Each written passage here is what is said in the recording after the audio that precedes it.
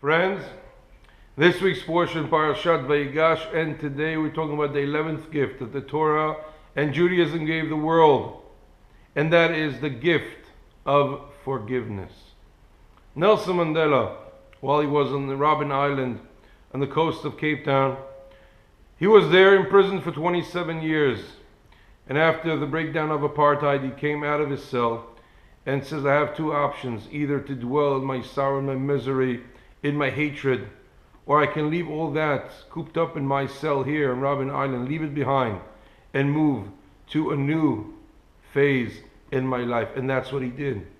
If he wouldn't have left the hatred behind, he couldn't have been the greatest leader in the 20th century, leader of compassion, leader of mercy and forgiveness. In his biography, it is written that Nelson Mandela was not a pacifist. Forgiveness was a strategy for him. And that's why he took all the people that imprisoned him and all the leaders that made apartheid be in South Africa and have them meet other individuals from his new government in order for the forgiveness to take toll. Forgiveness, friends, is a Jewish concept. It appears not in the beginning of the book of Genesis and not in the middle, but right towards the end. The birth of forgiveness is with Joseph.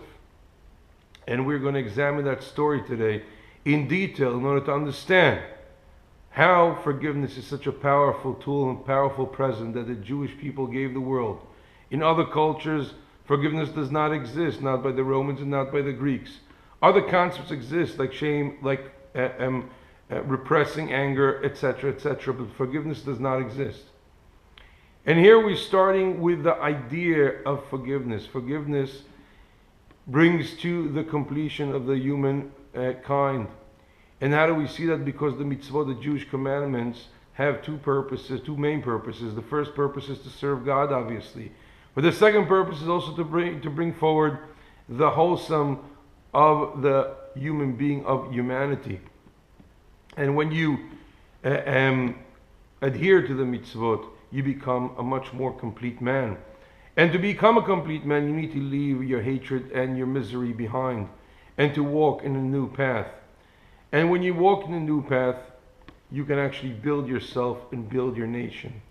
There's an interesting verse in the end of the book of Deuteronomy where Moses commanded the people of Israel to go forward into the land. Obviously, he stayed behind. But the commandment is you should not despise the Egyptian. And I'm asking, why is that verse so clear to us, not to despise the Egyptian? It's like saying, do not despise the Nazis. The Egyptians, 3,300 years ago, had the Jewish people not only enslaved, but killed. There was genocide there in Egypt. For 210 years, they were their prisoners, and they were enslaved, and they were murdered and butchered. So why couldn't I despise an Egyptian? That's a commandment in the book of Deuteronomy, stated by Moses. Moses teaches the Jewish people a very important lesson. When you're coming to the new land as a nation, in order for you to build a nation, you must let go. You must let sorrow and misery and anger go away, and you must forgive, because when you forgive, you become a much more complete individual. And we see that also through the story of Joseph. And the story of Joseph, highlighted in this week's portion, is a phenomenal story. We know now that we're coming to the climax of the story, and after the brothers came down to Egypt and Joseph saw them and he sent them away. And they came back with Benjamin. And then Benjamin was imprisoned. And now is the time when Judah has to come forward. And that's how our portion begins. Judah comes to Joseph and tries to release all the brothers, and Benjamin included. And there in the verse, Joseph can't take it anymore. After he sees their complete and unilateral friendship and love towards Benjamin. And when he sees that, he cannot hold it any longer, and he starts crying. And he reveals himself and says, I'm Joseph, your brother. is my father still alive? And they couldn't speak to him. And then he calms them down. He doesn't say the word sorry or forgiveness, but he does say to them that God sent them in front. He sent them ahead in order to make sure that they have food in the time of hunger. And that's a sense of forgiveness. And Joseph is the first individual that forgives people. It makes them feel good about their existence. If we examine that story, we understand that forgiveness can come in two ways. Either an outward source comes and shows you why you should forgive people, but also forgiveness is an internal struggle, because a world is built inside an individual, and Joseph had that world built in him. See, he did not know if his brother Benjamin knew about his selling to Egypt or his father knew, because after all there was no communication, which is a totally different question. Why was there no communication? But one of the reasons is he did not know. He had a doubt whether his father was in on the whole story. Maybe my father knows that I was sold and he also abandoned me.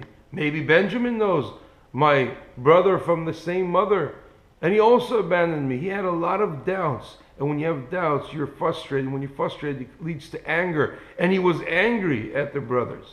So first you understand that the brothers repented.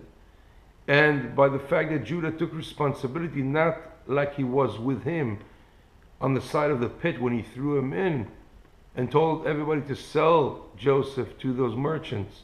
Now he takes responsibility and he takes care of Benjamin. That shows great repentance, and Joseph forgives the brothers. What about Benjamin? Does he know about the whole story? And when he hears the brothers and he sees Benjamin, he understands that he wasn't in on the whole deal. But then the brothers say something phenomenal. And that is the moment that Joseph really waited and anticipated and was afraid of. And they say to him as follows. Did my father know? That's the question that Joseph is asking himself. And there they tell him as follows. Your father told us that you knew that 2 sons were brought to me by my wife. She gave birth to 2 children. One of them went away, and I said, I do not know where this child went. Maybe an animal ate him.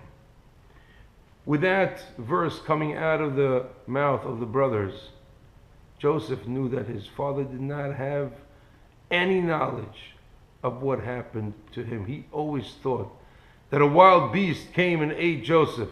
And with that, an internal calmness came upon Joseph. His brother showed repentance. Benjamin didn't know anything. His father was totally oblivious. The anger sank. Joseph was not in misery anymore. He was not frustrated. And a wave of forgiveness came upon him. His internal soul started to forgive the brothers. And when that happened, he could forgive them totally. And with that, Joseph changes. And when he changes, he becomes a complete person. And here is the beauty of the verse. Joseph was in prison, not a physical one. After all, he was only second in command to the most powerful person in the world, Pharaoh. But now he becomes Joseph once again. And the verse in Hebrew says one word. And Joseph says to his brothers, I am Joseph. Is my father still alive? Which means the self, the I, me, did not exist for 20 years because I was suffering, I was frustrated, I was angry. I was in the prison of my mind, thinking all these thoughts about my brothers and my father and my little brother. But now, after I went through a process of forgiveness, I'm Joseph once again. I'm not the one that's seduced by Potiphar's wife. I'm not the one that's in the pit. I'm not the one that's sold. I'm not a slave. I'm not even second in command to the king. I'm back to my father's house in my mentality. And I'm Joseph once again. In Hebrew, Ani Yosef. I am Joseph. Because when you forgive, you become yourself again. When you forgive, you become wholesome. When you forgive, you are who you are and not anybody else. You're not captive of your internal thoughts. That's the power of forgiveness. Later on, the Jewish people used that when they left Egypt, and they left Egypt behind, and they moved into the land of Israel. They did not become refugees because they felt sorry for themselves. They left the Egyptians and whatever they did to them behind, and they moved on to build a beautiful and prosperous land. 3,300 years later, in the time of the Holocaust, those descendants of the Jews chose the path of forgiveness, chose the path of moving on. Because when a person moves a house, and he always moves from place to place, he leaves some of his baggage behind in order to move forward. And that's what happened to the Jewish people after the Holocaust. If they would keep on dwelling about their suffering and misery and all the horrible things that the Germans did to them, they couldn't build a Jewish state. They left all that behind and they moved to a beautiful and prosperous state, the state of Israel, that exists already 67 years. All that is the power of forgiveness that the Jewish people gave the world. If you forgive, you can move on. And that's a great gift.